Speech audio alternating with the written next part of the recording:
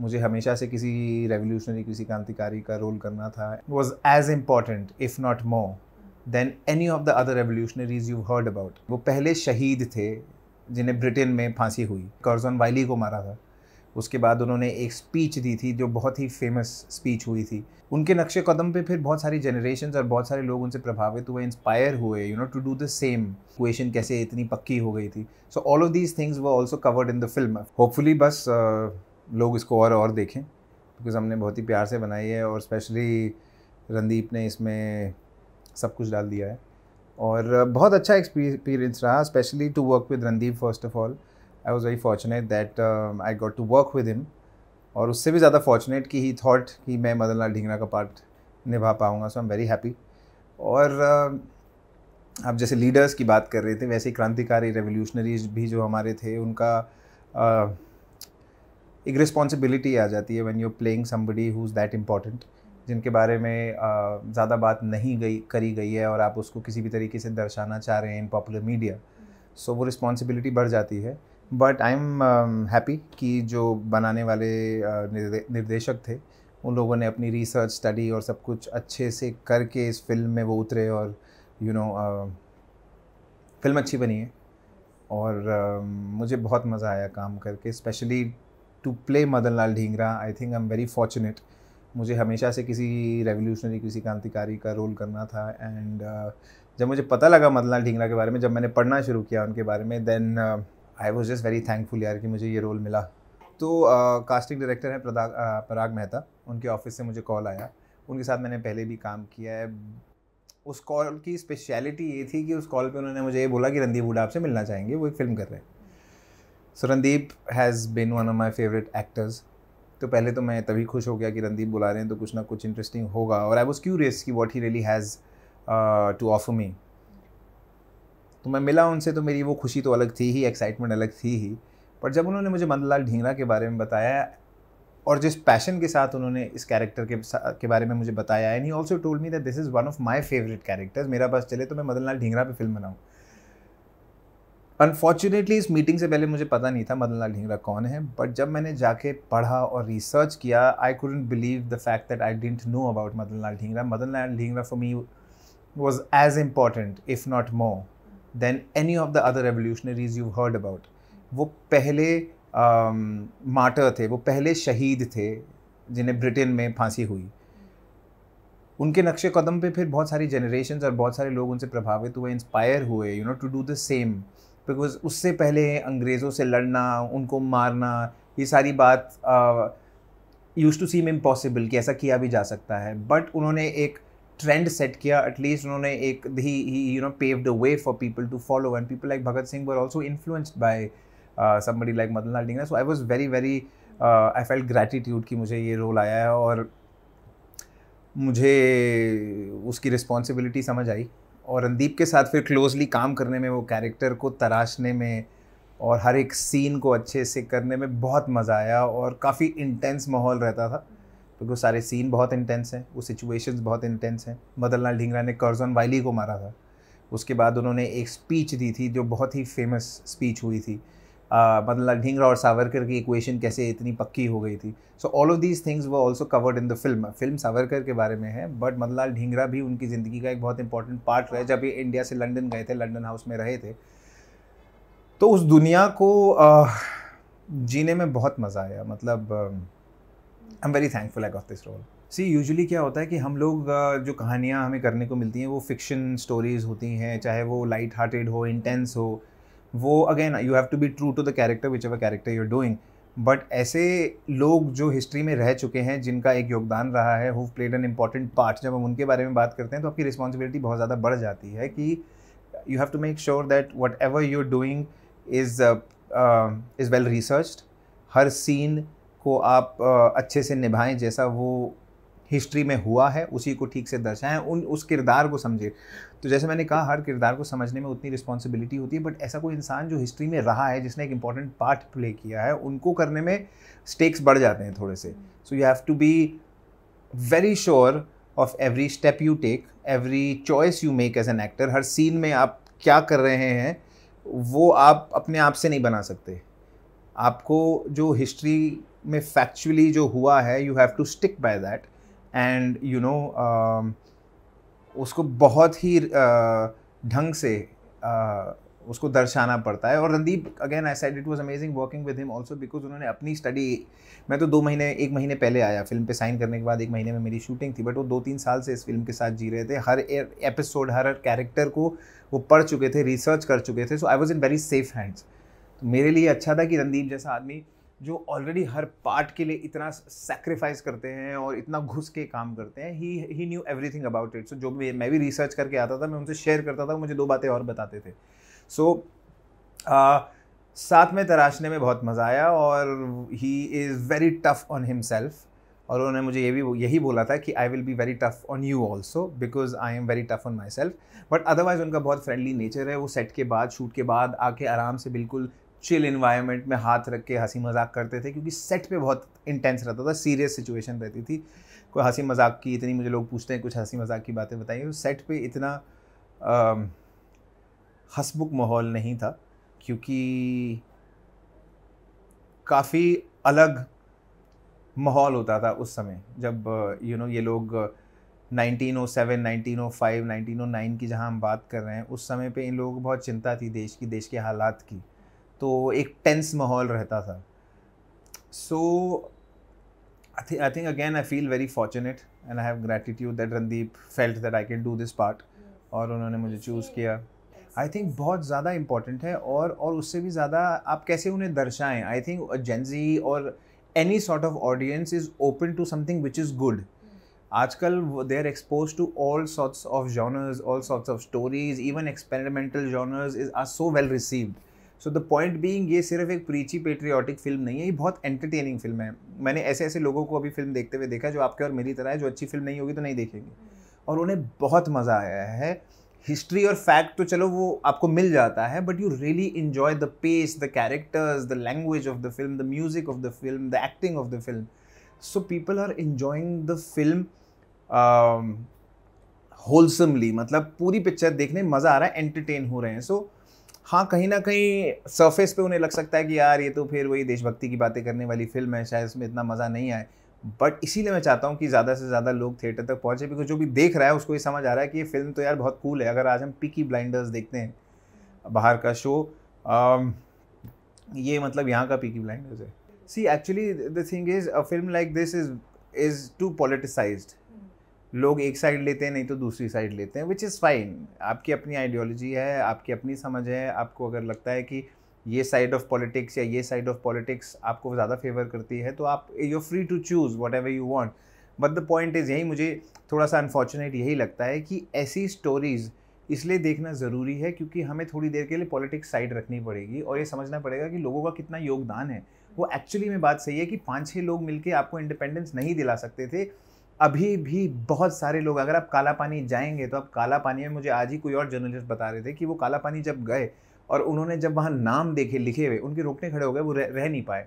इतनी eerie feeling आती है अगर आप काला पानी जाएं। तो ये सच में हुआ है। ये लोग हैं जिन्होंने सेक्रीफाइसेस दिए हैं, जिनके बलिदान हुए हैं। सो हमको एटलीस्ट, अगर हम उन्हें रिस्पेक्ट नहीं कर सकते, उन्हें एक्नॉलेज तो करना चाहिए। आप ये नहीं बोल सकते कि अरे ये तो पॉलिटिकल पार्टी की फिल्म है और ऐसा है।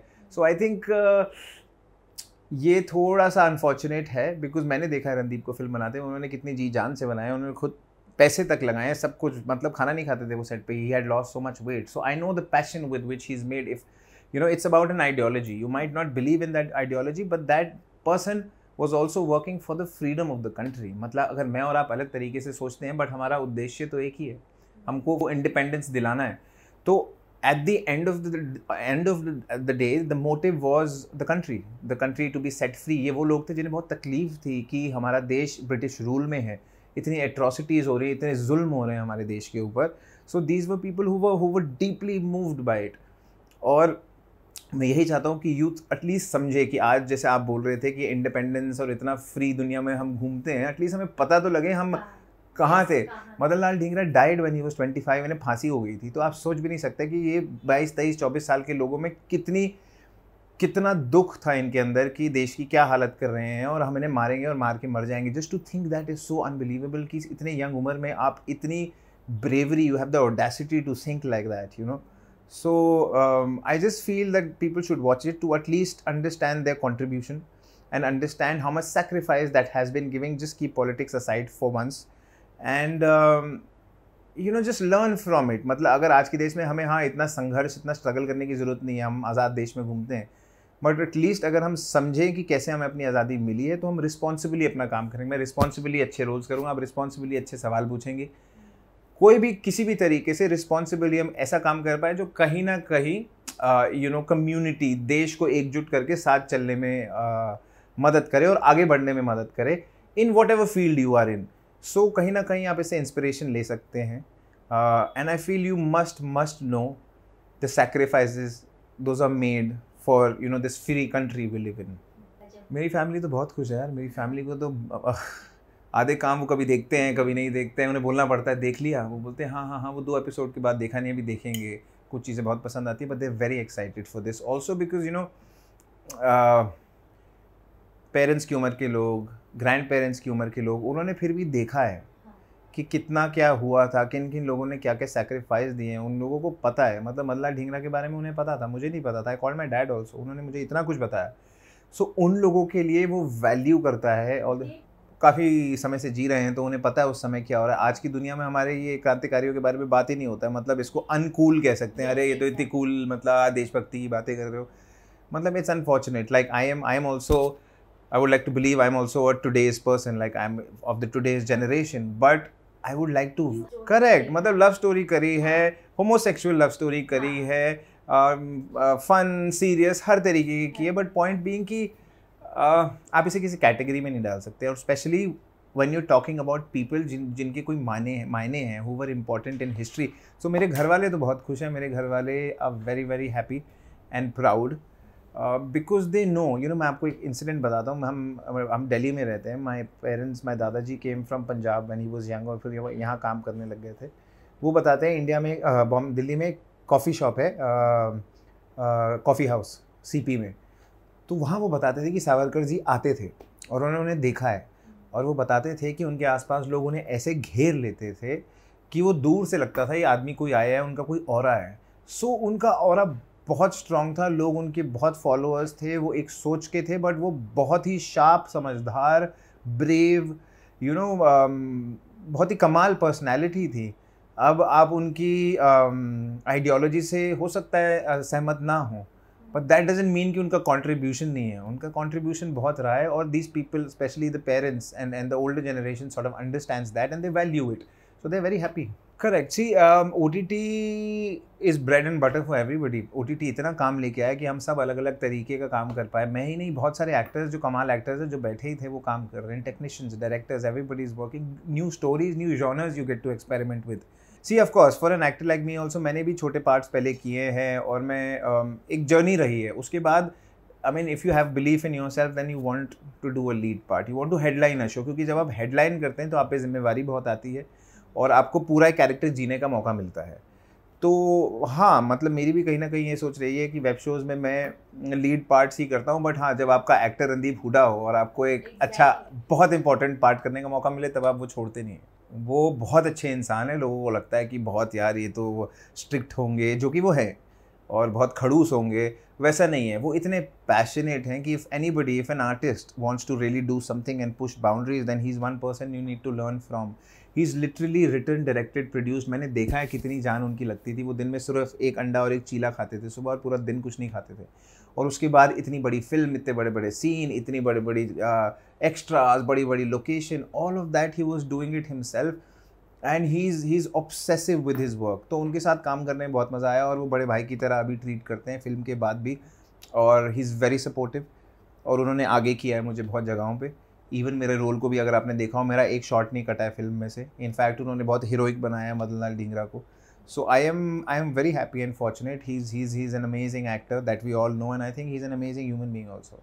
थोड़ा सा वेट हमको कम करना पड़ा क्योंकि मैं एक्चुअली 15-20 दिन पहले ही शूट के मुझे फाइनल गो अहेड मिला और तब से थोड़ा हमने खाना कम किया था. वो I think that is also a part of the job. इन लोगों के फेस स्ट्रक्चर्स ऐसे थे, थोड़े से ड्राई. मतलब अगर आप देखें, चाहे वो सावरकर जी हो, चाहे वो ढींगरा हो, सारे रेवोल्यूशनरीज जो पुराने थे उनके फेस कट ऐसे होते थे.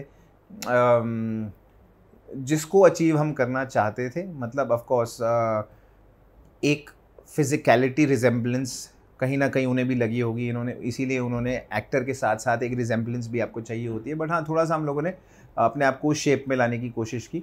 और क्योंकि हम डाइट और खाने से एक्सपेरिमेंट करते रहते हैं तो वो इतना मुश्किल पार्ट नहीं था। मतलब मैंने तो कुछ महीने भर के लिए वो डाइट उतनी ऑल्टर की, रणदीप तो 3 साल तक वैसा, 2 साल तक वैसा ही खा रहे थे। बट आई थिंक वो था, बट माइन्यूट था। थोड़ा सा शेप में आने के लिए हमने थोड़ा सा कैलोरी इनटेक कम किया।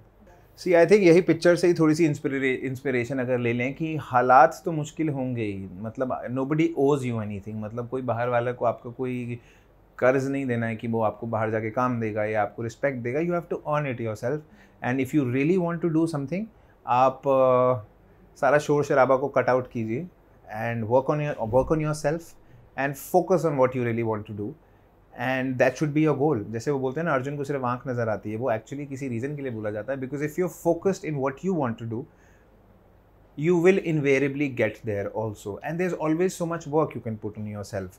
मतलब कभी ऐसा कभी भी नहीं होगा कि मैं अब तैयार हूँ, आप और काम कर सकते हैं। मैं सच बता रहा हूँ, इवन रणदीप के कैलिबर का एक्टर काम करता था, जब शूट नहीं होती थी वो सावरकर की तरह पोएम्स लिखते थे। So there so much work you can do, and one thing I would like to add to that is if you really believe you want to do something, then you should do it with all the passion। अगर आप में वो passion है तो आप 10 में से 6 हो सकते हैं आज, वो पैशन आपको 10 में से 8 तक ले जाएगा। So you have to have that hunger and you have to put in that word that work, और फिर स्काई इज़ द लिमिट। जी जी जी, एक वेब सीरीज़ ऑलरेडी शूट हुई है, वो आई थिंक आनी चाहिए मई के आसपास, और बाकी एक और प्रोजेक्ट में अभी शूटिंग करना शुरू करूँगा। अब दोनों के बारे में डिटेल्स मैं आपको नहीं बता सकता, बट हाँ आने वाले वेब शोज़ आने वाले। I would request people, and especially the younger lot, to go out and watch this film and see it for yourself, see what you feel. It's a film made by a great team, may that be the cinematographer, director, costume, makeup, everything, and I feel you will enjoy, and you must know about the facts, what have happened. You can go back and research and see, and you will realize that factually it's pretty on point, और आपको इससे inspiration मिलेगी। And also if you follow my work, you will see me in a different light, and yeah there is something cool I am doing. So yeah, for the respect of Madanlal Dhingra, please go watch it.